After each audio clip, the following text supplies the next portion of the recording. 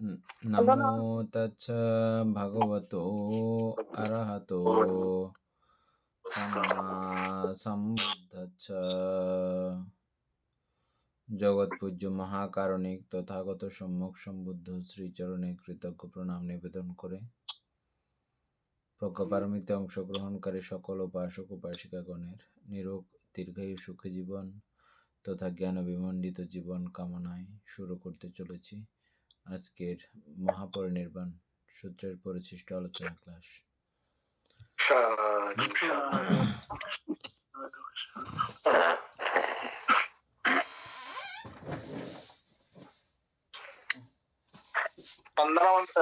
মঙ্গল হোক।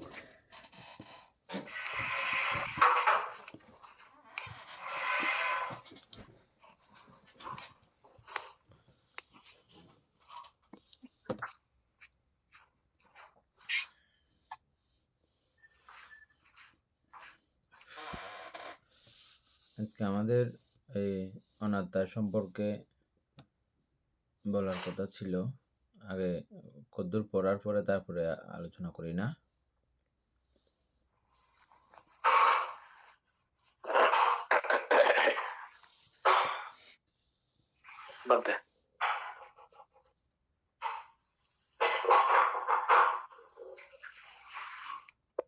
এখানে এই 91 পৃষ্ঠার যে পড়াগুলো এগুলো তো শেষ হয়েছিল না?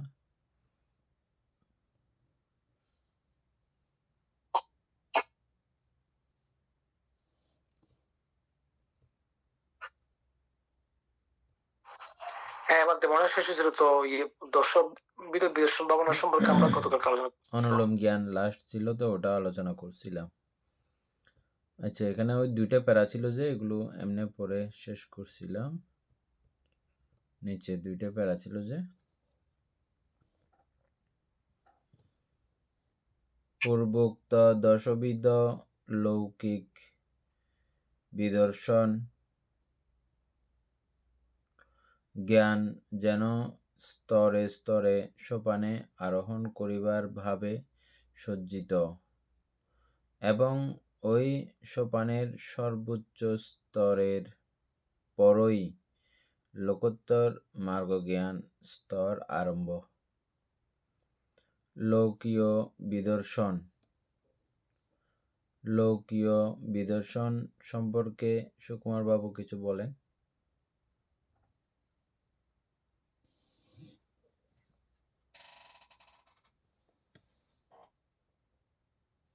লৌকীয় বিদর্শন কাকে বলে?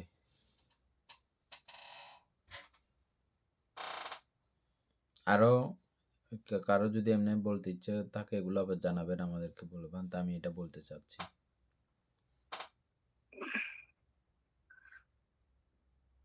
চল্লিশ প্রকার সমতা ভাবনা আয়তকান্ত লৌকিক বিদর্শন।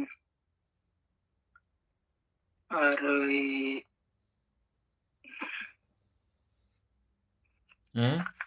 আবার বলেন।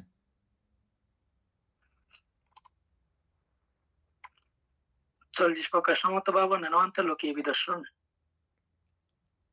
তারপরে আর কেউ বললে বলেন, নাইলে উপাসক বলেন।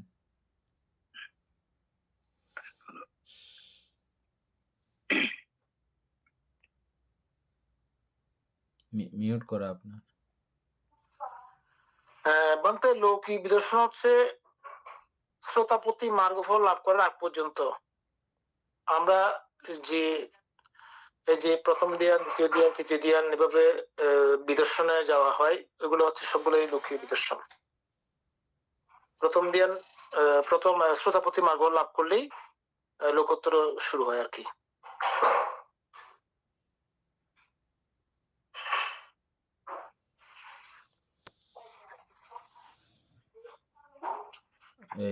আমাদের আমেরিকান উপাসিকেরা জানবেন।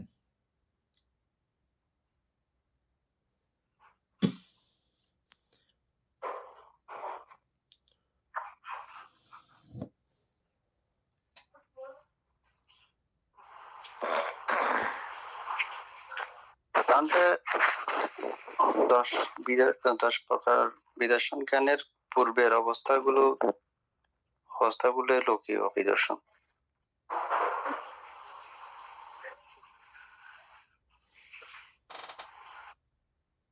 বিদর্শন জ্ঞান শুরুর পূর্বের মুহূর্তের অবস্থাগুলো লৌকিক বিদর্শন, এরকম না? হ্যাঁ, আমাদের সুপ্রিয় বাবুরটা মোটামুটি ঠিকঠাক হয়েছে। আমরা এতক্ষণ যাবৎ যেই অনুলোম জ্ঞান পর্যন্ত 10টা জ্ঞান যেগুলো পড়েছি, এগুলো সবগুলো লৌকিক বিদর্শন। উপাসক এটা মনে রাখবে না?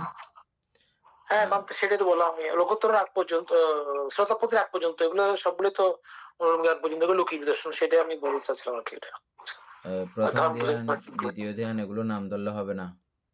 ও আচ্ছা, আমি এভারেজ বলে বলছিলাম আর কি। হ্যাঁ, যাই হোক। আমরা যেটা কালকে যেগুলো পড়লাম অনুলোম জ্ঞান পর্যন্ত, এগুলো হচ্ছে লৌকিক বিদর্শন। আর এভাবেও বলতে পারেন, এই 10 প্রকার নাম, এগুলো তো আমাদের মনে থাকবে না ওইভাবে। তখন আমরা প্রত্যেকটা বিষয়ে লোকীয়ভাবে বা ওইভাবে পুরোপুরি অনুভবনীয় জ্ঞান না হওয়া পর্যন্ত অনিত্য দুঃখ অনাত্মা বিচার করি। যেই যেই চিত্তের মধ্যে, যেই যেই নাম রূপের মধ্যে আমরা এগুলো বিচার করতে পারি, বিচার বোধ হয়, ওইগুলো হচ্ছে যে লৌকিক বিদর্শন। বিদর্শন মানে বিশেষভাবে দর্শন। কাকে বিশেষভাবে দর্শন? নাম এবং রূপকে।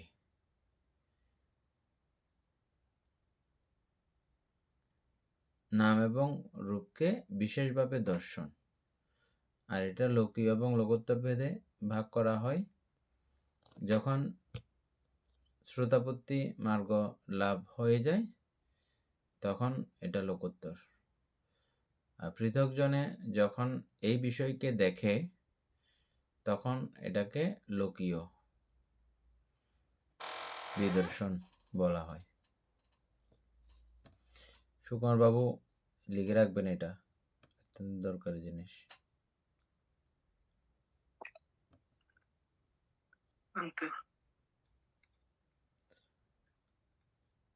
তারপরে হচ্ছে যে এই সোপানের সর্বোচ্চ স্তরের পরেই লোকোত্তর মার্গ জ্ঞান স্তর আরম্ভ,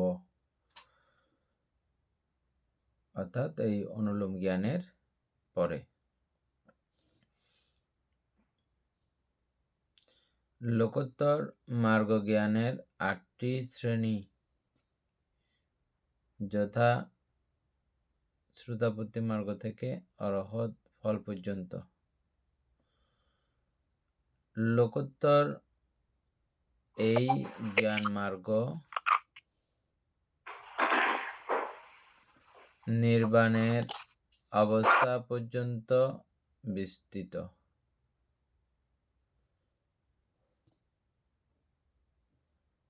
লোকোত্তরের এই জ্ঞানমার্গ নির্বাণের অবস্থা পর্যন্ত বিস্তৃত।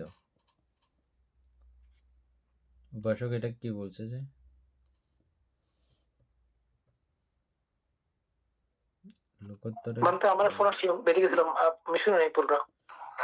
লোকোত্তরের এই মার্গ, এই জ্ঞান মার্গ নির্বাণের অবস্থা পর্যন্ত বিস্তৃত। কোন মার্গ বলতে?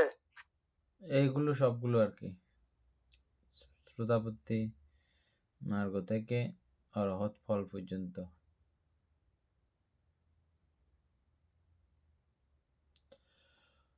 লোকোত্তরের এই মার্গ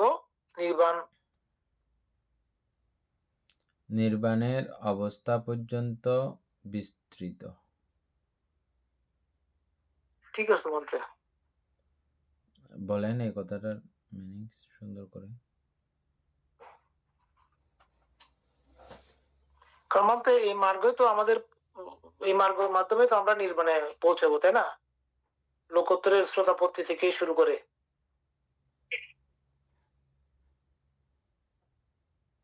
এটা ফাইনাল নির্বাণ পর্যন্ত যাওয়া যাবে এটা দিয়ে। কারণ আমরা শ্রোতাপতি মার্গ অধিগত হলেই কেউ ওরা তো আর চারি দরজা বন্ধ।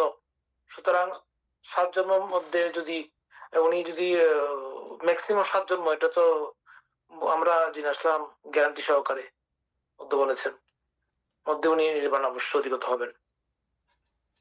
তো বিস্তৃত মানে কি, বিস্তার লাভ করলে এটাই তো নাকি, শ্রোতাপত্তি থেকে বিস্তার লাভ করে তো এটা নির্বাণের পথে অরহত মার্গ প্রাপ্ত হবেন। এরকমই তো বুঝছিলাম তো আমি। কিসের নির্বাণ হয় এখানে? মানতে এই আমরা যে বলি নির্বাণ লাভ হবে, কিসের নির্বাণ লাভ হবে? যে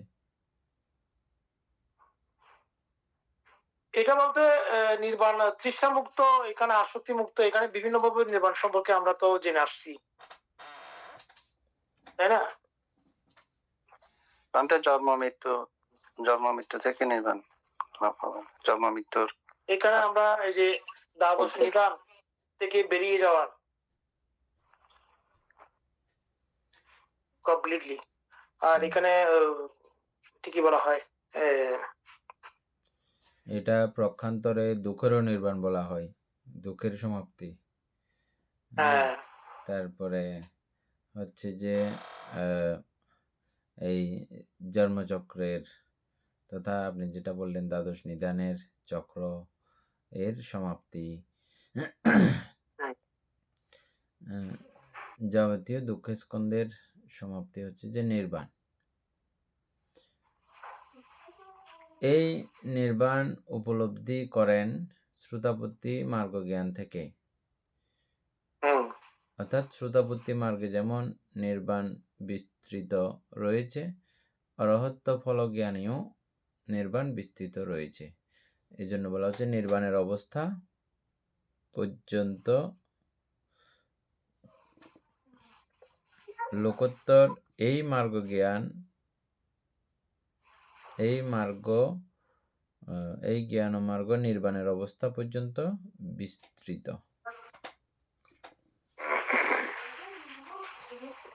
প্রত্যেকটা জায়গাতে তিনি নির্বাণ উপলব্ধি করতে পারেন। কিভাবে নির্বাণ উপলব্ধি করেন? যে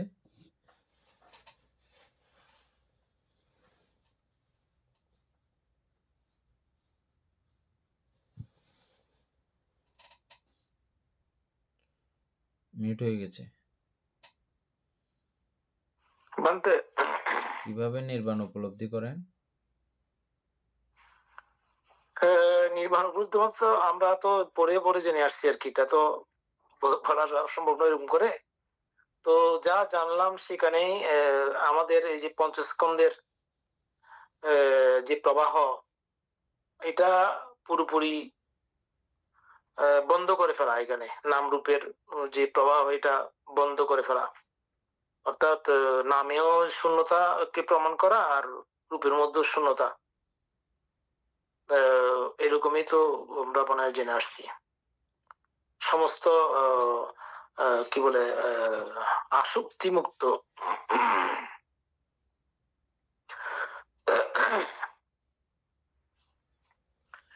এরকমই তো বলতে। একবার বান্তে একটাকে জিজ্ঞেস করছিল বলে নির্বাণ সম্পর্কে, কোথায় হাই দেখ কিনা আর ভাবতে দুষ্টি দেখে নির্বাণ কোথায় তোরা নির্বাণ কইতাম। খুব গরম হয়ে গেছিল। হ্যাঁ বান্তে কথা ঠিক আছে তো। হ্যাঁ, তবে আমাদের অতীত সময়ে আমরা এরকম অনেক কিছু দেখতে পাই, অনেক ঘটনা দেখতে পাই। তবে এটা ওনাদের দোষ ছিল না, আমাদের পুস্তকীয় ব্যবস্থা তখন ছিল না। এখন যেভাবে আমরা পড়তে পারতেছি, পড়ার সুযোগ হয়েছে, এটা তখন ছিল না। হ্যাঁ, অনেক বড় বড় গুরুভান্তেরা অকপটে স্বীকার করেন। সদ্ধর্ম রত্নাকর, সদ্ধর্ম রত্নচৈত্য, এই কয়েকটা বইই ভিক্ষুদের সম্বল ছিল। এগুলো দিয়েই তারা পুরো জীবন কাটিয়ে দিয়েছেন, এই বইগুলো দিয়ে। তো সুতরাং অত দূর সম্পর্কে ইয়ে ছিল না। তা আমাদের পরম সৌভাগ্য যে আমরা আজকে খুব সানন্দে নির্বাণ আলোচনা করতে পারতেছি। অন্তত নির্বাণের আশেপাশে অন্তত কথা বলতে পারতেছি। এটা অনেক বড় মাপের একটা কথা।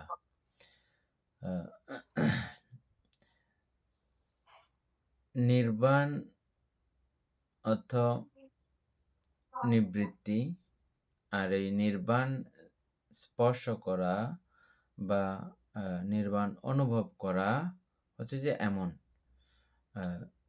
আমি এই বিষয় ধরলে, এই বিষয়ে স্পর্শ করলে, এই বিষয় এর সঙ্গে আমার সম্পর্কিত হলে এটার থেকে এই এই এই বিষয় উৎপন্ন হবে এবং এটা এটা এটা সমস্যা তৈরি হবে।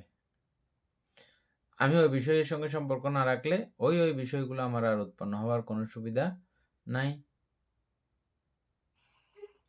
আর যদি স্পর্শই করলাম না, ওই বিষয় থেকে যেটা যেটা সমস্যা হওয়ার কথা ছিল, সমস্যাগুলো আমার কাছে আর আসবে না। অবিদ্যার নিরোধে সংস্কার নিরোধ,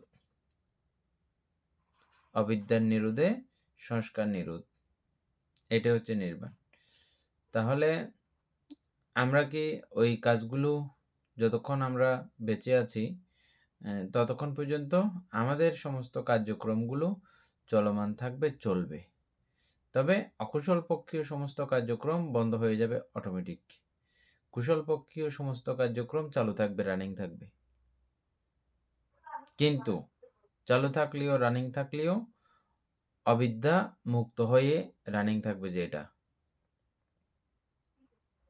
বুঝছেন? তো এই ব্যাপারটা অনেক সময় অনেকে না বুঝে, অনেক অবিধার্মিক আছেন, তাদের স্বাভাবিক জীবনযাত্রা ভুলে যান, কুশল পক্ষীয় জীবনযাত্রা ভুলে যান।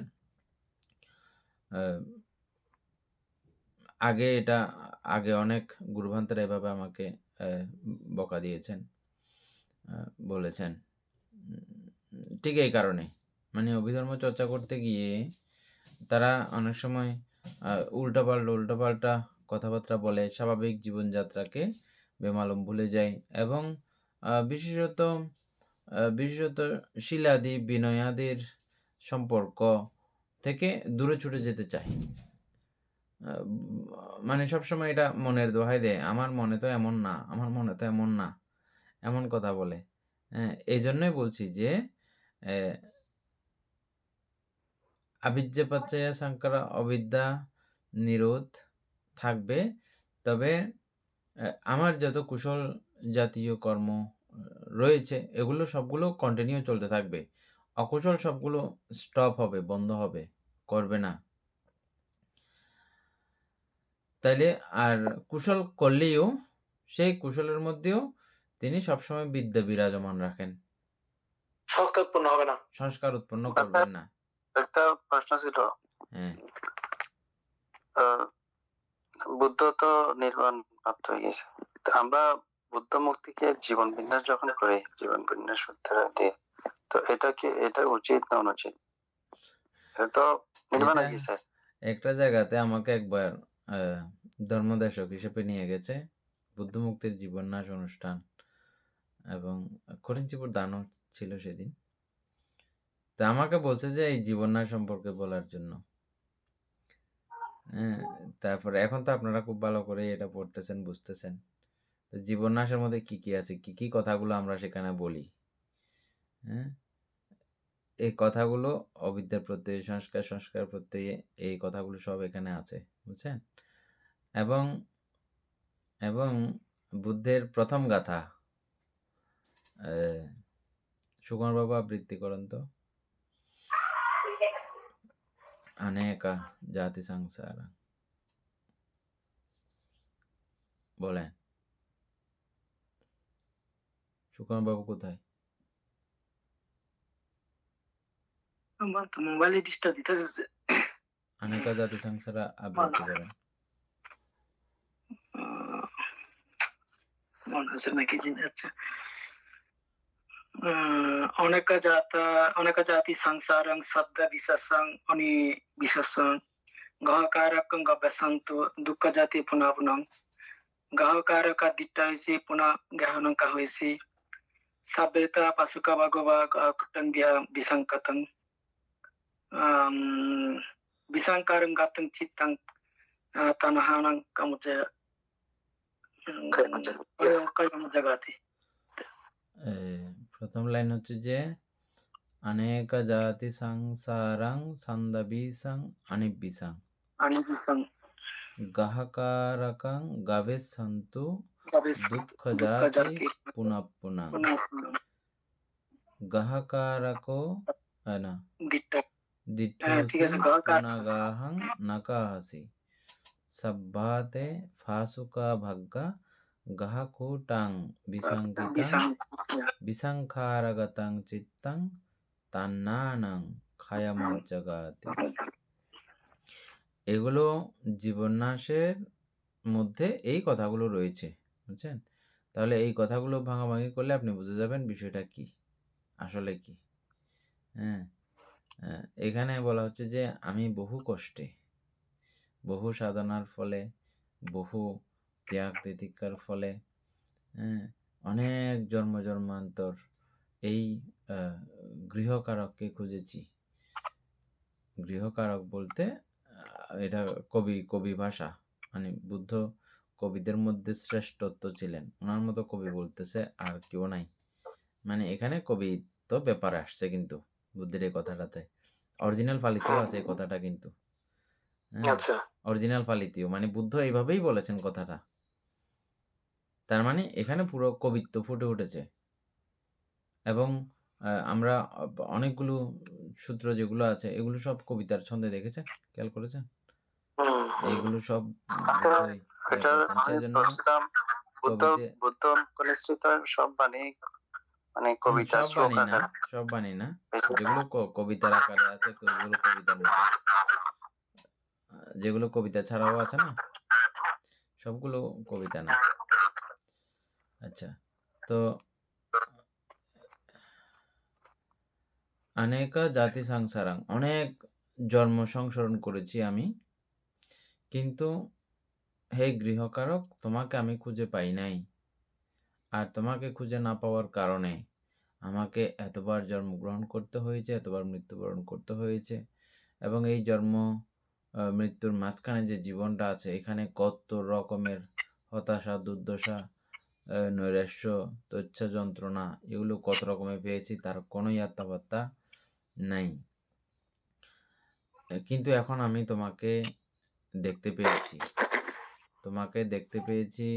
তোমাকে চিনতে পেরেছি, এবং তুমি কি কি জিনিস দ্বারা এই গৃহ নামক দেহ নির্মাণ করো, কিভাবে কোন কোন জিনিস তুমি কোন কোন সময়ে কাজে লাগাও, এই জিনিসপত্রও আমি সবগুলো দেখেছি, চিনেছি, এবং এই জিনিসপত্র সবগুলো আমি ভেঙে দিয়েছি, চুরমার করে ফেলেছি।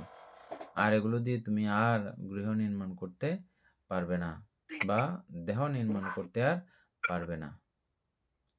সমস্ত দেহের যন্ত্রপাতি, দেহ বানানোর যন্ত্রপাতি আমি সব ভেঙে চুরে তছনছ করে দিয়েছি। এটা প্রথম উদান গাথা। আমাদের মহান ভিক্ষু সংঘ বুদ্ধ মুক্তি যখন জীবন্যাস, এটা একটা শব্দ মাত্র। বুদ্ধ মূর্তি নিয়ে অনেক কথাবার্তা রয়েছে। বুদ্ধ নিজেই এটা না করেছেন। আবার যখন রাজা প্রসেনজিতের অনুরোধে বোধহয় প্রথম যেটা বুদ্ধমুক্তি বানানো হয়েছে, এটা বুদ্ধের জীবদ্দশাতে। বুদ্ধ এটা সুফল কুফল ব্যাখ্যা করেছেন। এটা থাকলে কি সমস্যা হবে, না থাকলে কি সমস্যা হবে, থাকলে কি ভালো হবে, না থাকলে কি ভালো হবে, এটা বর্ণনা করেছেন বুদ্ধ। তারপরে এবং প্রথম যে বুদ্ধমুক্তি বানানো হয়েছে, এটা বুদ্ধের অনুমতি ক্রমেই বানানো হয়েছিল বলে এরকমও কিছু কিছু গ্রন্থে উল্লেখ আছে। প্রথম বুদ্ধমুক্তি বিশ্বকর্মা বানিয়েছেন।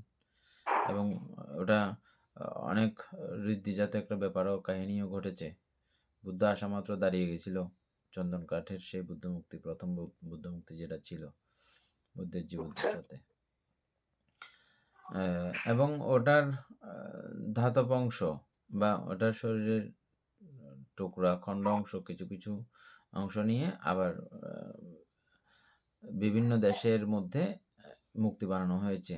আমাদের বাংলাদেশের মধ্যে মহামণি মুক্তি যেগুলো আছে, মহামণি রামগড় একটা মহামণি আছে, তারপর পাহাড়তলি একটা মহামণি আছে, তারপরে মানিকছড়ি একটা মহামণি আছে, আর একটা কোথায় এই হাইচকিয়া। হ্যাঁ, এগুলো ওই বুদ্ধমুক্তি গুলোর পরম্পরা ওই ওই বুদ্ধগুলোর খণ্ডাংশ নিয়ে ছোট ছোট মানে কণা নিয়ে এগুলো বানিত হয়েছে। এখানে যাতে মানুষের একটা মিলন তীর্থ হয়, মিলন মেলা হয়, এই সুবাদে উপলক্ষ করে যখন মানে কোনো কিছু থাকে না, কোনো ধর্ম গুরু তেমন একটা থাকে না, তখন এই জাতীয় মেলা করিও বুদ্ধ নাম চিহ্নগুলো টিকায় রাখে, বুঝছেন? মানে যখন কোনো বক্তা ভান্তে থাকবে না, ধর্ম প্রচার করার কোনো ব্যাপার থাকবে না, এগুলো দেখতেছেন কি একটা বিশাল ব্যাপার। এই যে দীর্ঘ সময় লেগে যায়, এগুলো আমাদের পড়তে খেয়াল করেছেন? এগুলো যখন থাকে না, পড়ানোর কোনো মানুষ না থাকলে, পড়ার কোনো মানুষ না থাকলে, এই তখন মেলামার ইয়ার মধ্য দিয়ে হলেও বিভিন্ন জাঁকজমকপূর্ণ কোনো আনুষ্ঠানিকতার মধ্য দিয়ে হলেও এটার নাম মাত্র টিকিয়ে রাখাও তখন এক সময়ের জন্য এটা জরুরি, অনেক জরুরি এটা। এই জন্য তৎকালীন বিজ্ঞ পণ্ডিতগণ, জ্ঞানীগণ, রাজা মহারাজাগণ এই জাতীয় করে নানা জায়গায় মেলা স্থাপন করেছেন। এগুলো মেলা হয়, জানেন তো আপনারা? মহামণি মেলা হয় যে, এগুলো পাহাড়তলিতে একটা মেলা হয়, তারপরে রামগড়ে হয়, তারপরে ইয়াতে হয়, মানিকছড়ি হয়, এবং হাইচকিয়াতেও হয়। এটা মহামণি মেলা বলা হয় এগুলোকে। আচ্ছা, ওই মেলা উপলক্ষে আসতে গিয়ে বুদ্ধের সঙ্গে একটা ছোটখাটো পরিচয় প্রসঙ্গ হইলেও মানে হওয়ার সম্ভাবনা হয় মানুষের। পুণ্য তো বটেই, কিন্তু ওভাবেও এক পর্যায়ে গিয়ে বুদ্ধকে রক্ষা করার, বুদ্ধ ধর্মকে রক্ষা করার একটা বিশাল ব্যাপার, বিশাল তাগিদ পড়ে যায়। হ্যাঁ, ওটাকে কেন্দ্র করে অনেক প্রকারের লাভ কল্যাণ সাধিত হয়, মঙ্গল সাধিত হয়। কিন্তু ওইভাবে চিন্তা করলে বুদ্ধ মুক্তিকেই যদি সর্বস্ব আমরা অনেক সময় যেভাবে করতে বসি, করে ফেলি, বুদ্ধের কাছে নানান কিছু প্রার্থনা করতে করতে আমাদের হোঁশ থাকে না, এখানে বসে এটা প্রার্থনা সেটা প্রার্থনা, একটা টাল কিছু করতে থাকে এরকম। হ্যাঁ, তো এগুলো আবার ব্যতিক্রম দিকে এটা গড়ায় যাচ্ছে। ব্যতিক্রম দিকে মানে এটা কার কাছে আমি প্রার্থনা করতেছি আমি নিজেও বুঝতেছি না, জানতেছি না, এবং এতক্ষণ কি বললাম আবার এখন আবার কি বলতেছি, কথাগুলোর সঙ্গে ওই প্রার্থনার সঙ্গে কোনো রকমের তালমিল কিছু থাকে না। তাও খারাপ না, তাও যেটা করতেছে সেটারও এক পর্যায়ে গিয়ে, সেটা যেমন আমরা আগে করেছি, যেটা যখন বুঝতাম না তখন আমরাও করেছি। হ্যাঁ, এটা ক্রমান্বয়ে বুঝতে পারে এটা কি জন্য করলাম, এটা ক্রমান্বয়ে বুঝতে কিন্তু শুরুটা কিন্তু এভাবেই হয়, কিছু যখন থাকে না। আর আপনাদের সন্তানরা হয়তো এটা মহাভাগ্য তাদের হবে, তারা আপনারা যেহেতু বৌদ্ধ ধর্ম জানতেছেন, শুরু থেকেই তাদেরকে সেভাবেই শিখাবেন। হ্যাঁ, কিন্তু এটা উপায় না থাকলে ওভাবেই হতে হয়। বন্দনার মাধ্যমে আমরা ছোটবেলা থেকেই সকালবেলা উঠে মাত্র প্রথমে বুদ্ধের ফুল খুঁজতাম, তারপরে বুদ্ধের গঠগুলো পুড়াইতাম, পানি দিতাম, হ্যাঁ, ভাত খাওয়ার আগে প্রথমে বুদ্ধের ছয়ের বাটিগুলো ধুয়ে ওগুলো ছয়েং তুলতাম। ওভাবে আমাদের জীবন শুরু হয়েছে, এবং ওখান থেকে আমাদের শ্রদ্ধা ভক্তি এগুলো ছোট ছোট করে একটু একটু করে জাগরিত হয়েছে। এটার ভূমিকা কম না, এ পর্যন্ত আসা, এই বই পুস্তক পড়াশোনা, ওই শ্রদ্ধা, একটু একটু ভালোবাসা বুদ্ধের প্রতি, এটা কিন্তু কোনো অংশে কম ভূমিকা না, অনেক ভূমিকা বহন করে যখন কোনো কিছু থাকে না। তখন এগুলো হ্যাঁ, পুণ্য না, ওগুলো মহাপুণ্য, পুণ্য মানে মহাপুণ্য এগুলো, এবং ওই পুণ্যও আপনাকে ত্রিহতকতা দান করার মাধ্যমে আপনাকে পুরো নির্বাণের অংশীদারিত্ব করতে পারে, নির্বাণ দর্শন করাইতে পারে ওই পুণ্যগুলোও। এগুলোও কোনো সাধারণ কোনো ব্যাপার নয়। তো সেজন্য বুদ্ধমুক্তি জীবন্যাসকে আপনি যদি বলেন যে কি এটাকে জীবন দান করা হয়ে যাচ্ছে, এরকম যদি বলেন সেটা ব্যতিক্রম হবে। তবে সেখানে কিছু কিছু কথা গ্রন্থের মধ্যে উল্লেখিত আছে। সঙ্গ শক্তি, সঙ্গ এই গাথা আবৃত্তিজনিত কারণে এবং সঙ্গের অধিষ্ঠানের কারণে এবং সেই বুদ্ধমুক্তিতে ভিক্ষু সঙ্গের অধিষ্ঠান তথা ভিক্ষু সঙ্গের এই কর্মবাক্য আবৃত্তির মতোই ঘটে ব্যাপারটা। যখন হয় তখন সেখানে চারিদিক থেকে আগত দেবগণ একটা সিদ্ধান্ত গ্রহণ করেন, এখানে আমরা নানাভাবে পূজা কর্ম আদি করব এবং যারা যারা এখানে পূজা কর্ম আদি করতে চায় তাদেরকেও নানাভাবে সহযোগিতা তাদের সঙ্গে আমরা করব। এরকম একটা ব্যাপার কিন্তু ঘটে যায়। হ্যাঁ, এটা বুদ্ধমুক্তি থাকলে, বুদ্ধমুক্তি রাখলে ওখানে এরকম একটা কিছু ব্যাপার ঘটে যায়। অনেক রকমের এখানে দেখবেন আপনি বিহারে যাইলে মাত্র কিরকম একটা লোমহর্ষকর ব্যাপার ঘটে যায় আমাদের মনের শ্রদ্ধাগত কারণেও হয় এবং এই জাতীয় ব্যাপারটাকেও অস্বীকার করা যায় না। এরকম কুশল প্রিয় সত্যগণের আনাগোনা থাকে যেগুলো আমরা অনেক সময় দেখি না, এটাও অস্বীকার করার মতো ব্যাপার নাই। অনেকে সরাসরি স্বীকার করে না, বিশ্বাস করে না, দেখে না, কিন্তু অস্বীকার করার উপায় নাই, এগুলো করা যায় না। আমরা বিভিন্ন পিটকীয় গ্রন্থ আদির মধ্যে কিন্তু এটা দেখতেছি যে এরকম প্রভাব আছে আছে এবং অনিরুদ্ধ ভান্তের জীবনীতেও আপনারা দেখবেন, অনিরুদ্ধ ভান্তের জীবনী উনি নাই শব্দ না শোনার জন্য প্রার্থনা করেছেন। হ্যাঁ, এবং নাই শব্দ শুনতে দেয় নাই যে কে? দেবতা। ওনাকে নাই শব্দ শুনতে দেয় নাই। অর্হত হওয়ার পরে উনি নাই শব্দ চিনেছেন, বুঝেছেন। এর আগে নাই শব্দ যাতে চিনতে না হয়, বুঝতে না হয়, ওভাবে প্রার্থনা করেছেন। সেজন্য দেবগণ ওনাকে এটা চিনতে দেন নাই। তাহলে এগুলোর একটা তাইলে এই দেবকীয় ব্যাপার যদি না থাকে, এগুলো কিভাবে হচ্ছে সংগঠিত? আমাদের অগোচরে আমাদের যেটা আমরা দেখতে পাই না, বুঝতে পাই না, এরকম অনেক ঘটনা আছে। বাতাসকে আমরা দেখতে পাচ্ছি না, হ্যাঁ, তারপর অক্সিজেনকে আমরা দেখতে পাচ্ছি না, কিন্তু আপনার কথা ভেঙে আসছে চূড়ান্তে। বাতাসকে আমরা কি করা যায় তাহলে? আমাদের বৃষ্টি তো নেটওয়ার্ক প্রবলেমের জন্য আরেকটা নেট ইয়ে করতে চেষ্টা করতেছি।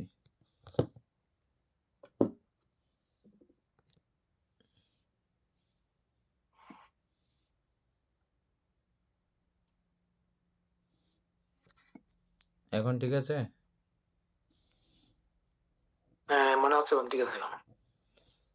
বৃষ্টি হলে ওয়াইফাই এগুলো এরকম হয়ে যায়।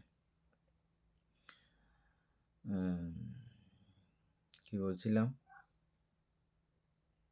মানে ওই যে নাই শব্দের কথাটা বলছেন নাই এর। তো সুতরাং আমরা কথাগুলো, জীবন্যাসের কথাগুলোকে ওইভাবে বলি। আমি কথা দুইটাই বলছি, কিন্তু এদিকে আমরা জীবন্যাস মানে জীবনদান, অনেকে জীবদান এরকম করেও কথাগুলো বলে ফেলে।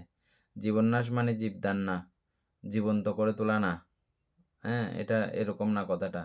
মানে ওনার জীবন আচরণ, জীবন সম্পর্কে, জীবনের ইতিবৃত্ত সম্পর্কে, বা বুদ্ধ তার জীবনের সর্বশ্রেষ্ঠ ভূমিকা কি ছিল, এগুলো আমরা আবৃত্তি করি ওখানে। হ্যাঁ, সর্বশ্রেষ্ঠ ভূমিকাগুলো নিয়ে ওখানে আমরা আবৃত্তি করার মাধ্যমে একটা সত্য তৈরি করি। ওই সত্যের মাধ্যমে আমরা পরিশেষে কামনা প্রার্থনা করি যে এটা বুদ্ধের সিম্বল, এটাকে কেন্দ্র করে আমরা সবাই পুণ্যকর্ম করব। কি কি পুণ্যকর্ম? যার যতদূর পাওয়ার আর কি।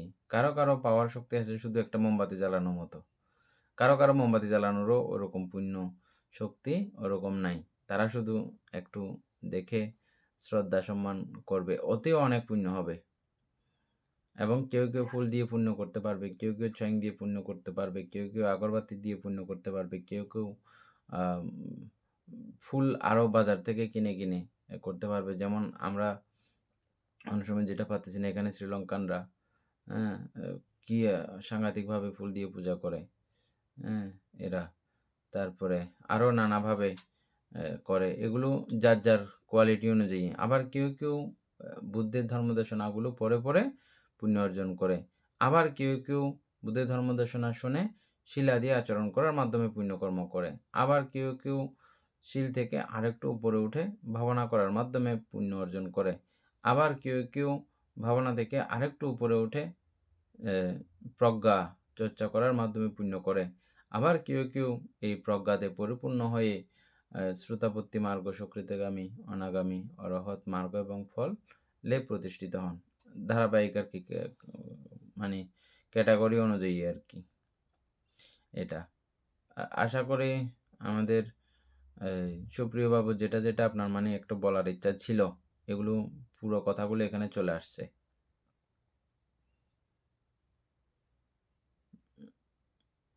বাস্তবতা মানে আমি আপনার মোটিভটা ওইভাবে নিয়েছি আর কি। আপনি কোন মোটিভে বলেছেন আমি জানি না, তবে অধিকাংশ ছেলেরা আমাদেরকে এভাবে বলে, বেশি বাস্তববাদী হয়ে যায়। বাস্তববাদী হওয়ার পরেও, কথা শোনা যাচ্ছে আমার ভালো করে?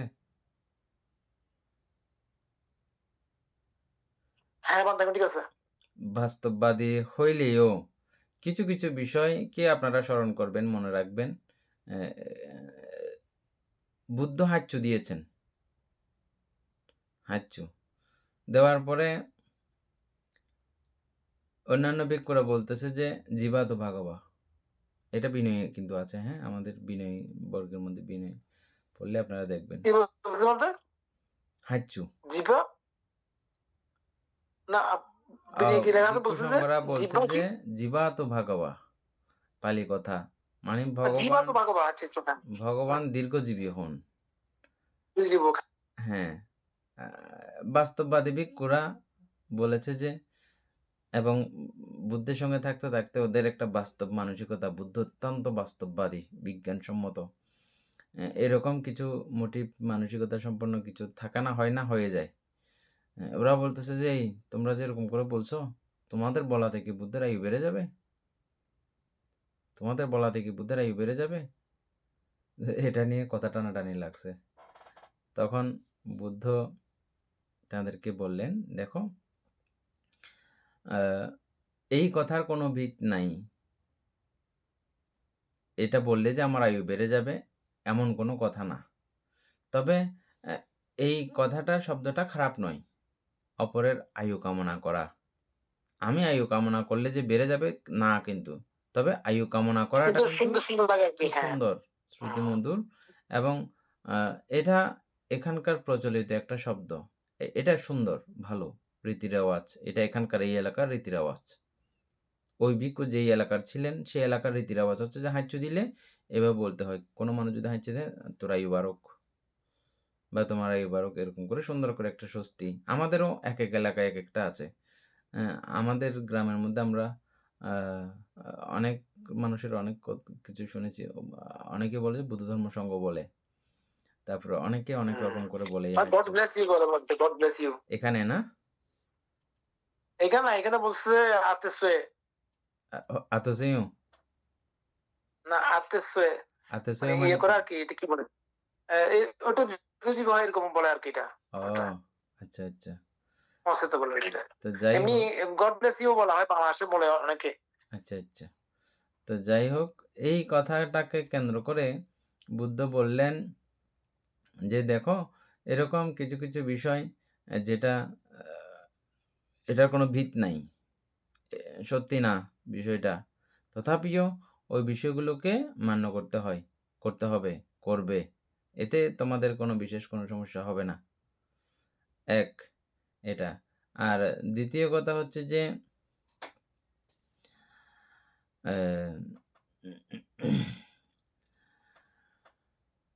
আমি বলি নাই, ঠিক আছে, কিন্তু কথাটা যদি নির্বাণের সাহায্যকারী বিষয় হয়, নির্বাণকে সাহায্য করে, নির্বাণকে ত্বরান্বিত করে, এমন বিষয় তোমরা মানতে পারবে, এমন বিষয়। এবং ওদিনও বলছিলাম মনে কথাটা, চলার সময়, গাড়ি চলার সময় বা যে কোনো কিছু একটা যদি আমাদের এলাকার মধ্যে বিড়াল যদি সামনে চলে আসে, বিড়ালে যদি পথ কেটে যায়, তখন আমরা কি বলি যে খুব খারাপ হবে, অমঙ্গল হবে। তখন কিছু কিছু ড্রাইভার আছে দাঁড়ায় যায়, দাঁড়াইয়ে ইন্ডিয়ার মধ্যে বেশি আছে, গ্লাসের মধ্যে এরকম একটা করজ চিহ্ন দেবে, তারপরে ওর নানা ধরনের বন্দনা নমস্কার যা যা করার এগুলো করে টরে আবার সে চালায়। এই ক্ষেত্রে এই জাতীয় অনেক জায়গার মধ্যে অনেক কিছু রীতি রেওয়াজ আছে। বুদ্ধ এই ক্ষেত্রে বলছেন যদি এগুলো যদি সতর্কতার জন্য যদি হয়, সাবধানতার জন্য যদি হয়, কুসংস্কারও ভালো। বুঝা গেছে? সাবধানতার জন্য, একটু নিজেকে শিথিল করার জন্য, সংযমী করার জন্য যদি এ জাতীয় কুসংস্কারও যদি হয়, সেটাও মান্য করবে, মানবে। কথাটা বুঝতে পারছেন? মানে বুদ্ধের ইয়াটা কোথায় গিয়ে দাঁড়াচ্ছে, বিভাজ্যবাদ জিনিসটা কিরকম। এটা কুসংস্কার, কিন্তু এটার কোনো লজিক নাই। বিলাই একটা আপনার সামনে দিয়ে গেলে আপনার গাড়ি অ্যাক্সিডেন্ট হবে বা আপনার দুর্ভাগ্য হবে, এটার কোনো লজিক আছে কি? ও বিলাইয়ে গেছে, বিলের তালে গেছে। কিন্তু বুদ্ধ বলছেন যে তবে এই ক্ষেত্রে যেটা সাবধানতার জন্য যদি এরকম কোনো মানে আমাদের ইয়া হয়, পৌরাণিক কোনো কথাবার্তা প্রচলন থাকে, ওগুলোকে মানিও, তো তোমার কোনো সমস্যা হবে না। সংযমতার জন্য, সতর্কতার তবে জন্য। বলতে এখানে একটা কথা আছে বলতে, হ্যাঁ, অনেক সময় ওইরকম যেটা বলছেন আপনি, এরকম অনেক সময় দেখা যায় অনেকে অনেক ক্রোধান্বিত হয়ে যায় এটার উপরে, তখন তো এটা তার নিজের ক্ষতি হয়ে যায় মানতে। হ্যাঁ, ক্রোধান্বিত হবার জন্য না, হ্যাঁ, এটা তখন তো কিন্তু তার ক্ষতি হয়ে যায় আর কি। ক্রোধান্বিত হওয়ার, আমরা যেটা বলতেছি এটা ক্রোধান্বিত না। এটা হচ্ছে যে না আপনি না, একটু আমি করে, বলছি আর কি। মানে আমাদের পৌরাণিক রীতি হচ্ছে যে এরকম বিলাই গেছে সামনে দিয়া, তারপরে আপনি হুম, একটু করে দাঁড়াবেন, আবার অনেক সময় অনেক ড্রাইভার কি করে একটু করে গাড়ি পেছনে দেয়, ওইটা ঠিক আছে মানতে, হ্যাঁ, পেছনে কিন্তু ওই দিয়ে সময় তো ক্রোধান্বিত হয়, তাহলে উল্টা হয়ে যায় বলতেছি তখন তো মানতে। উল্টো হবে স্বাভাবিক। যেটা নিয়ম, বিলাই দেখলে আমাদের হ্যাঁ, রীতি রেওয়াজ হচ্ছে যে একটু দাঁড়াবে, দাঁড়িয়ে একটু করে গাড়ি ব্যাক গিয়ার দেবে, দিয়ে তারপরে আবার সুন্দর করে তার নমস্যজনকে নমস্কার করে আবার চালাবে। হুম, এতে করে আবার সে পুনরুদ্যমে মনকে শান্ত করে ঠান্ডা করে আবার সে চালাইলো। তখন আপদ বিপদের ব্যাপার থাকলেও এটা কেটে গেল। হুম, হ্যাঁ, এই হচ্ছে যে মানে এটা বুদ্ধ এই জাতীয় ঠিক এই কথা বলে নাই, এই জাতীয় অনেকগুলো প্রসঙ্গ আসছে। পিটকের সঙ্গে আরো আচ্ছা। যখন পরিচিত হবে আপনারা দেখতে পাবেন এই বিষয়গুলো অনেক সূত্রের মধ্যে এরকম করে। আমাদের তো আজকে এগুলো বলতে বলতে মূল পুরোটাও হয় নাই। আমরা লাস্টে একটু করে আমরা ইয়াটা জানবো কয়েকজনের কাছ থেকে, অনাত্মা সম্পর্কে আমরা একটু করে জানবো। আগে এই জায়গাটা একটু করে ইয়া করে ফেলি, যেটা করতে চাইছিলাম পড়ে ফেলি। সুপ্রিয় বাবু, আপনি আসলে যেটা বলতে চাইছেন সেটা হয়েছে কি? হ্যাঁ, বুঝতে পারছি।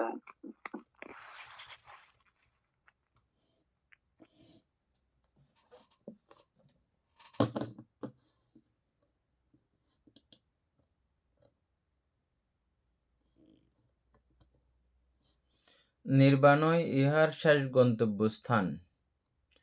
এই মার্গের চরম সীমায় উপনীত হইলে জীবের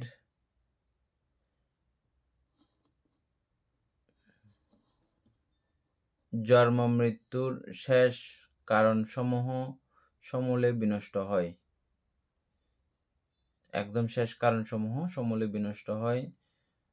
যেখানে জন্ম, জরা, ব্যাধি, মরণ, অপ্রিয় সংযোগ, প্রিয় বিয়োগ, ইচ্ছিত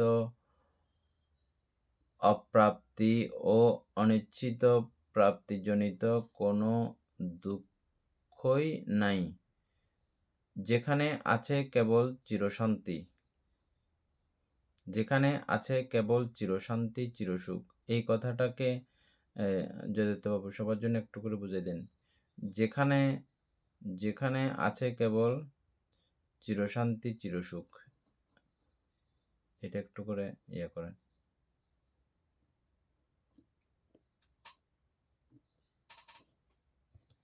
মানতে ওই বিষয়টা আপনাকে প্রশ্ন করতে চাচ্ছিলাম যখন আপনি বলছিলেন হ্যাঁ, এখানে ওইটা আমি প্রশ্ন করতে চাচ্ছিলাম, আপনি আমাকে বলতে বলতেছেন। আচ্ছা, চিরশান্তি চিরসুখ শান্তি সুখ থাকার কোনো তো বিষয় আসতেছে না। আচ্ছা, সুপ্রিয় বাবুও বলবেন, সুকুমার বাবুও বলার জন্য প্রস্তুত থাকেন। আগে আমরা যদিত্য বাবুর কাছ থেকে শুনি। হ্যাঁ, উপাসক বলেন। মানতে এখানে চিরশান্তি বুঝিনি মানতে। আগে আপনি বলবেন, তারপর সুকুমার বাবু বলবে, তারপর আমাদের সুপ্রিয় বাবু বলবে। বলেন। মানতে বলছেন যে এখানে যখন নির্বাণ অধিগত হন তখন এখানে চিরশান্তি চিরসুখ, যেটা আপনি একটু আগে বইতে পড়লেন বা বলছেন, ওইটা এটা কতটুকু কিরকম বুঝতেছি না, এটা কোন আঙ্গিকে। আমরা যেটা বুঝে আসছি সেখানে যখন নিবৃত্ত হবে বা নির্বাণ অধিগত হন তখন তো এখানে শূন্য ছাড়া কিছুই থাকে না। যদি শূন্য হয় তাহলে এখানে চিরশান্তি চিরসুখ, এখানে তো একটা মানে একটা অধ্যায় পুরোটা শেষ হয়ে যাচ্ছে। যেমন মোমবাতি নিভে গেলে ওইখানে কিছুই থাকে না, ওইরকম নিভে যাওয়াটাই কি আমরা নির্বাণ বলে জানলাম। তাই নির্বাণ বলতে এটা যখন নির্বাণে টোটালি চলে যান, অরহত মার্গ লাভ করলে তখন হয়তো ওইরকম কিছু থাকতে, কিন্তু ওখানে তো আসক্তি বা বিরক্তি এগুলো থাকার কথা নয়, থাকবে না, অবশ্যই নয়। এটা কি মানতে? সুকুমার বাবু বলেন।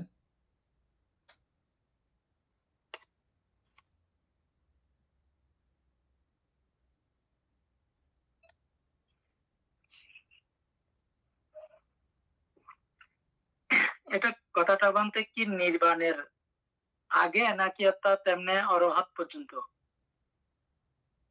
একদম নির্বাণের পরে না? তাহলে নির্বাণের পরে হলে তো মানে শান্তিও কোথায়, আপনার প্রশ্নের সুখ কোথায়?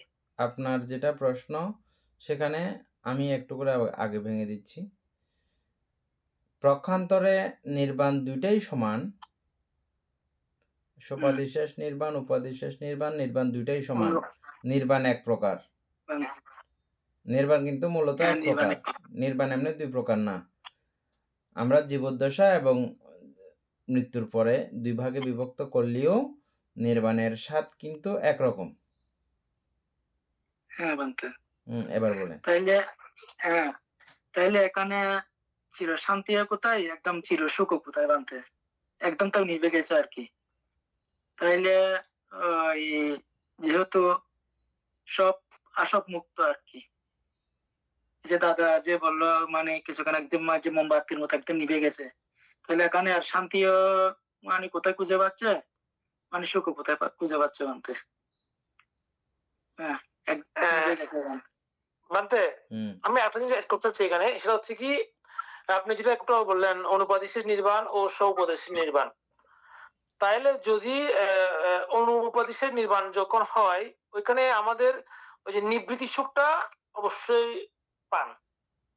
হ্যাঁ, যেখানে ওখানে কোনো কি থাকবে না, আসক্তি কিছু থাকবে না। আর অনুপাদিশেষ নির্বাণ যখন হয়ে যান, স্বউপদেশ নির্বাণ যখন হয়ে যান, মানে টোটালি হয়ে যান, তখন সেখানেও আসলে এটা আমি আপনার থেকে জানবো আর কি পরে, আপনি জানা মনে তাহলে আর একটা কথা বলতে, ওই যে স্কন্দের নির্বাণ আছে আর কি একটা। হ্যাঁ, তাহলে স্কন্দের নির্বাণ না হওয়া পর্যন্ত ঠিক আছে চিরশান্তি চিরসুখ, কিন্তু স্কন্দের নির্বাণ হয়ে গেলে মানে আর তো কোনো কিছুই নাই আর কি। হ্যাঁ, চিরশান্তি কোথায়, চিরসুখ কোথায়? সুপ্রিয় বাবু কি বলতে চাইছিলেন বলেন। বলতে আমি বলতে চাইছি নির্বাণ চিরশান্তি চিরসুখের চেয়ে উপরে, মানে ওটার ওগুলোর অস্তিত্ব নেই ওখানে।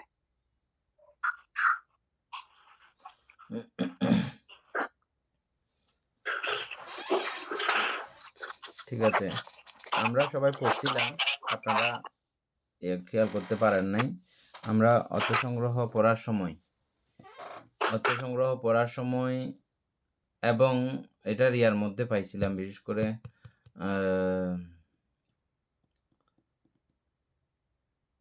ভূমিকা জাতীয় জায়গার মধ্যে আমরা এই বিষয়টা পাইছিলাম, বুঝছেন?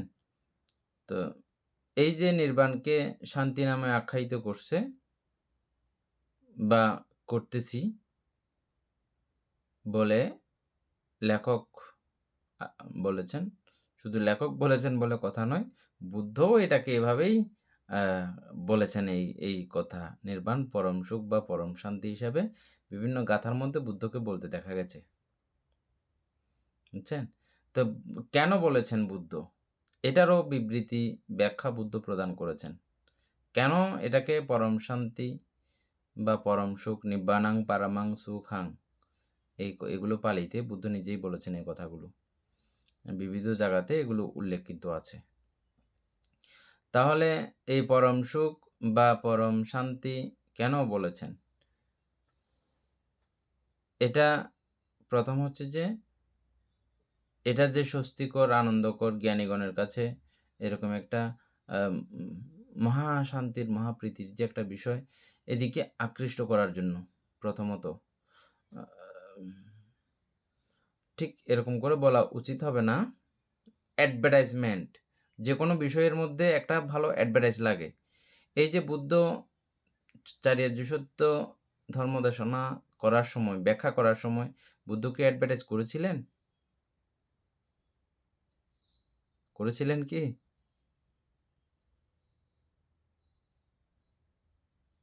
অ্যাডভার্টাইজ করেছিলেন? হ্যাঁ, বুদ্ধ অ্যাডভার্টাইজ করেছেন। বুঝছেন? এটা এভাবে করলে তোমার এই সমস্যাগুলো আসবে না। এটা হবে না। এবং এই যে দুঃখের কথা বলল, জন্ম দুঃখ, জরা দুঃখ, ব্যাধি দুঃখ, এগুলো তুমি কি চাও? না, যদি চাও না তাহলে এটা করো। এটা অ্যাডভার্টাইজ কিন্তু। বুঝে গেছে? এগুলো অ্যাডভার্টাইজ। এবং পক্ষান্তরে গিয়ে তুমি পরম শান্তি, চিরশান্তি, এই নির্বাণ নিবৃত্তি লাভ করতে তুমি পারবে। বুঝছেন? তারপরে এখানে সুন্দর করে বিভাজন করা হয়েছে কথাটা। আসলে এটা সুখ এবং দুঃখের অন্তঃসাধন। এখানে সুখ এবং দুঃখের কোনো লেশমাত্র নাই, কিছু নাই। তবে এটাকে ভাষায় বর্ণনা করার মতো এমন কোনো ভাষা নাই। নির্বাণের ভাষা নির্বাণই। তবে এটাকে অন্য কোনো ভাষাতে, অন্য কোনো শব্দে, অন্য কোনো বিষয় দিয়ে যে বুঝাবে, এরকম কোনো বিষয় আর নির্বাণের দ্বিতীয় কোনো শব্দ নাই। নির্বাণই। নিবৃত্তি সুখ একটা আছে না, ওইটা আর কি? নিবৃত্তি সুখ বলতে ওই যে বললাম, ওটা আপনার কাছে একটা বিষয় আছে, থাকলেই ওই বিষয় হারানোর ভয়ও আছে। আপনার কাছে এখন আয়ুষ্কাল আছে, আয়ুষ্কাল হারানোর ভয়ে আপনি প্রতি মুহূর্তে কাতরাচ্ছেন। আপনার কাছে জীবন আছে, জীবন হারানোর ভয়ে প্রতি মুহূর্তে আপনি কাতরাচ্ছেন। জীবন না থাকলে আপনি এই ভয় আপনার কাছে আসতো না। কিছুই নাই আপনার কাছে, আবার কোথায় আবার সুখের ব্যাপার, কোথায় দুঃখের ব্যাপার, কোথায় কোনো কিছুই নাই। ওরকম একটা অবস্থাকে বুদ্ধ পরম শান্তি বলে আখ্যায়িত করেছেন। এটা জাস্ট আমাদেরকে অ্যাডভার্টাইজমেন্ট হিসেবেও ধরতে পারেন, এবং ওটার আর করার জন্য, ওটাকে উপস্থাপন করার জন্যেও একটা বিষয় এখানে সুন্দর করে উপস্থাপন করা হয়েছে। কিন্তু আপনারা সুন্দর করে সবাই বলে দিয়েছেন, এটা খুব ভালো। অনেকে এটা বুঝতে পারে না। আপনারা তো এটা সুন্দর করে বুঝেছেন যে এটা সুখ দুঃখের উপরে বললে আবার আরেকটা মনে হতে পারে, সুখ দুঃখেরও উপরে বললে আবার আরেকটা মনে হতে পারে, এটা সুখ এবং দুঃখবিহীন অবস্থা। কোনো কিছুই নাই, সুখও নাই, দুঃখও নাই, কোনো কিছুও নাই। চিত্ত নাই, আবার চিত্ত থাকলে এগুলো ভোগ করতে পারে, অনুভব করতে পারে। চিত্ত শূন্য। তো চিত্তই থাকলে এগুলো করার ব্যাপার আছে, চিত্ত নাই, এগুলো থেকে এটা জাস্ট বোঝার জন্য বলছে আর কি। তো এটার কোনো শব্দ নেই না। আমরা তো সংগ্রহিত নির্বাণ কাণ্ড পড়েছিলাম তখন, তো ওখানে সুন্দর করে লিখেছে অবশ্যই। যাই হোক, আপনারা এগুলো সব মনে রেখেছেন, এটাই বড় কথা। এই জায়গাটা অত্যন্ত গুরুত্বপূর্ণ। এগুলো পড়লে মানুষের বিভ্রান্তি জেগে যায় হঠাৎ করে, কিরে এটাকে আবার চিরশান্তি বলতেছে কেন, চিরসুখ বলতেছে কেন, চির কোত্থেকে আসবে এখানে? চির মানে একদম স্থায়ী ভাবে একটা কোনো বিষয়ের বোঝা যাচ্ছে আর কি, না কিছু নাই, আবার স্থায়ী কোত্থেকে হবে এটা? হ্যাঁ, আমি প্রশ্ন করবো চিন্তা করছি, আপনি আমাকে করে ফেলছেন উল্টা। আচ্ছা, যাই হোক। তো সেই নির্বাণ লাভ হয় তদেতু সূত্রে উক্ত হইয়াছে সাম্মা দেবা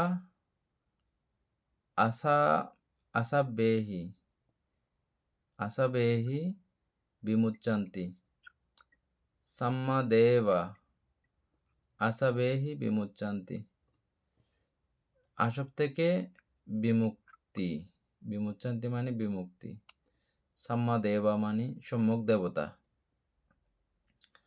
সম্যক দেবতা আসব থেকে বিমুক্তি, এই জন্য আসছে বান্দে কথাটা। একটা প্রশ্ন, হ্যাঁ, জীবের জীব সৃষ্টি মনে করেন আমার আগে আমার আরো লক্ষ কোটি জন্ম হয়েছে, আমার জন্মের মনে করেন লক্ষ কোটি বছর জন্মের আগে আমার সৃষ্টি কি জন্য হয়েছিল? এটা আমরা আলোচনা করেছি অনেকবার, আপনি হয়তো তখন খেয়াল করেন নাই, বা আমার প্রথম জন্ম লক্ষ কোটি ওই হাজার ক্লাসে কোটি হয়তো বছর। আপনি ছিলেন না।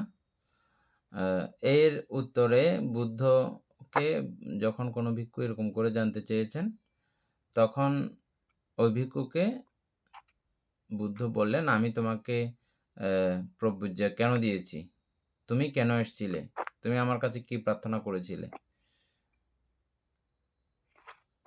জন্ম জরা ব্যাধি, এখানে যে দুঃখের কথাগুলো আমরা পড়লাম, ওই দুঃখগুলো থেকে মুক্ত হওয়ার জন্য, দুঃখগুলো যাতে উৎপন্ন না হয়, না পাও, এটার জন্য আমি তোমাকে কি করতে বলছিলাম? শ্রামণ্য ধর্ম অনুশীলন করতে বলছিলাম, তাই তো? বলছে হ্যাঁ বান্তে। শ্রামণ্য ধর্ম কি? বিপাসনা করার জন্য বলেছিল। তো তুমি সেটা না করে তুমি আবার ব্যতিক্রমভাবে এই প্রশ্নগুলো আমাকে করতেছো, এটা কি তোমার উচিত হচ্ছে? এটা বলে একবার বকার মতো করে একবার বলে ফেললো। আচ্ছা, আবার পুনরায় বুদ্ধ বললেন যে দেখো, এটা এমন একটা বিষয়, এটা আমি তোমাকে বললেও, উদাহরণস্বরূপ এরকম কিছু কিছু বইয়ের মধ্যে এভাবে লেখা আছে, যেমন কোনো বাল্যশিক্ষা পড়তেছে এমন ছেলেকে যদি আমি কোনো এমএ পড়ুয়াদের কোনো বিষয় যদি বোঝানো হয়, ওর এগুলো মাথায় ঢুকবে কি? আজকে আমি ক্লাস করতে গেছিলাম, মাঝখানে আমার কয়েকটা ক্লাস করা হয়নি, মাঝখানে এগুলো যখন আসছে আমি কিছু বুঝতেছি না, ফরাসি ক্লাস, হ্যাঁ, হুলস্থুল করে বলতেছে, ওমা অন্যরা দেখতেছে, বলতে পারতেছে কিন্তু আমি পারতেছি না কেন? তার মানে আমি ওই যে মাঝখানে কিছু পড়ি নাই, জানি নাই, যার প্রেক্ষিতে আমি এগুলো কিছুই করতে পারতেছি না। ওরা বলতেছে বারবার, তারপর আমার মুখ দিয়ে এগুলো আসতেছে না, বলতে পারতেছি না। ঠিক এরকম আমাদের যার যার লেভেল, যে লেভেলে যেটা বুঝার বিষয়, ওই লেভেলের ওই বিষয়টা বুঝতে, এটা আমাদেরকে বললেও আমরা বুঝবো না এটা। তখন ওই ভিক্ষুকে বুদ্ধ বললেন যে দেখো, কোন একজন মানুষ বনে গেছে, অরণ্যে গেছে, ওখানে তাকে কেউ হরিণ মনে করে বা বিবিধভাবে যে কোনো কারণে সে একটা তীর খেয়ে গেছে, বিষাক্ত তীর। তা তীর খোলার জন্য অন্যান্য মানুষরা, বন্ধু বান্ধবরা আসলো, ও বলছে যে এখন তীর খুলবে না, কে মারছে আমাকে আগে জানতে হবে, এবং কি বিষ দিয়েছে, কোন সাপের বিষ দিয়েছে বা কোন গাছের বিষ দিয়েছে তীরের মধ্যে, ওটা আমাকে আগে জানতে হবে। মারছে যে মানুষটা সাদা না কালা, কোন দেশের, কোন বংশের, কোন ভাষায় কথা বলে, এগুলো সব আমি আগে জানবো, তারপরে তীর খুলবো, এর আগে আমি তীর খুলবো না। এভাবে সে বায়না যদি ধরে, তার কি দশা হবে? বলছে যে ওই মানুষটা হয়তো খুঁজে পাবে, হয়তো খুঁজে পাবে না, কিন্তু এর তীরটা যদি খুব দ্রুত গতিতে যদি তীর খোলা না হয়, তার জীবনের রীতি ঘটে যাবে। খুলে যদি ওখানে প্রয়োগ করা না হয় ঔষধ, এটা সারণীয় ওষুধ যদি প্রয়োগ করা না হয়, ও মরে যাবে। তো এক্ষেত্রে মরে যাওয়া ভালো নাকি বেঁচে থাকা ভালো? বেঁচে থাকলে তুমি হয়তো কখনো ওই তীরবিদ্ধকারীকে দেখতেও হয়তো পেতে পারো, আর মরে গেলে তার সঙ্গে দেখা হওয়ার আর কোনো ব্যাপার নাই। শেষ, তোমার সেখানে জীবনের ইতি ঘটে গেল, আর তুমি পাবে না। সুতরাং আগে তোমার করণীয়, তোমার উচিত যে তুমি এখন তুমি রাগের আগুনে জ্বলছ এবং দেশের আগুনে জ্বলছ, মোহের আগুনে জ্বলছ। আগুন আগে নিভাও, নিভলে তুমি শান্ত হবে, একটু দেখবে, তখন তুমি হয়তো সেই আগুন কে লাগাইছে ওটাকে দেখতে পাবে, কিন্তু মরে গেলে আর দেখতে কিন্তু পাবে না। এই ক্ষেত্রে সংক্ষিপ্ত উত্তর হচ্ছে যে এটা, ফাইনালি উত্তর হচ্ছে যে আদি অন্ত বিরহিত। এটা বুদ্ধ কিছু কিছু পড়লে আপনি দেখবেন, সূত্র পড়লে দেখবেন, মুহূর্তের মধ্যে, বুদ্ধ মুহূর্তের মধ্যে হাজার লক্ষ কোটি সংবর্ত বিবর্ত কল্প অতীত পরেও তিনি দেখতে পান। অতীত মানে সংবর্ত বিবর্ত কল্প সম্পর্কে আলোচনা হয়েছে আপনার সঙ্গে।